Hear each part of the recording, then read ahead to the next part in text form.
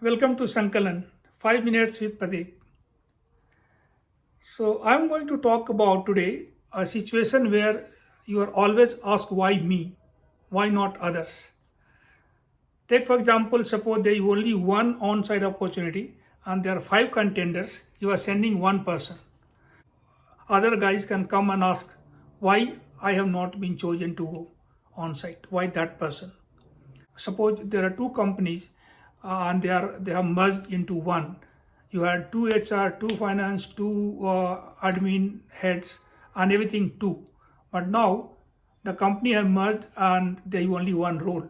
And both the companies, those guys were top performers in their company, but now there is only one role. So how do you handle this situation? And if you take a decision, then definitely the question will come: why not the other guy?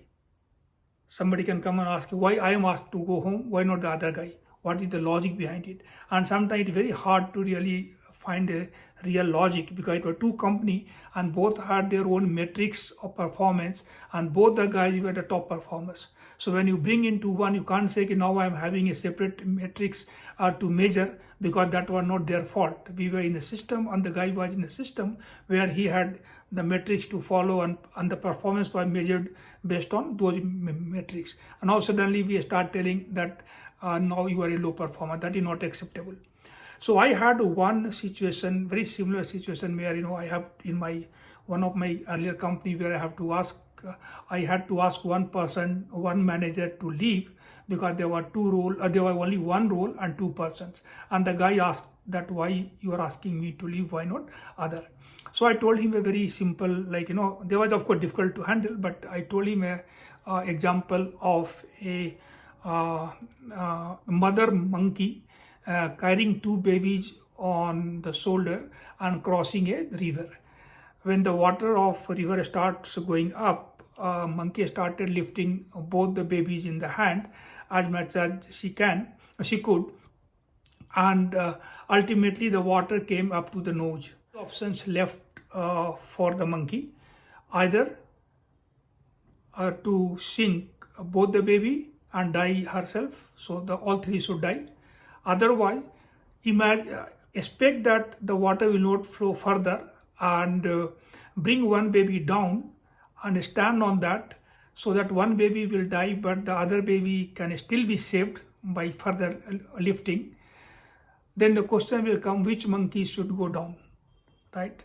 Because mother is same, the babies are same for the monkey.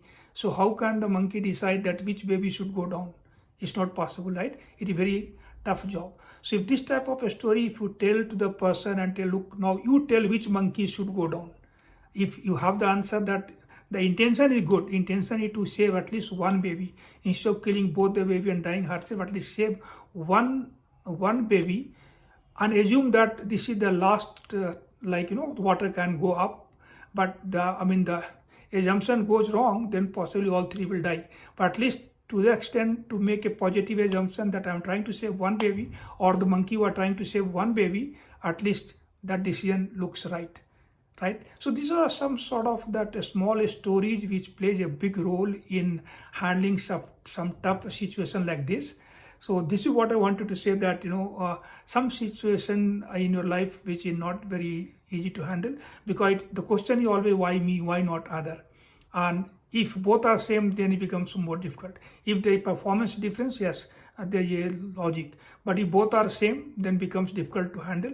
And such a story possibly helps you to bring down the situation to a level where both the party can accept that you have taken the decision in the best interest of the company, not biased for one where you are asking other to go. So that is not the case. So this is what sometimes plays a big role. So thank you so much for watching Sankalan. Keep watching for such stories. Thank you.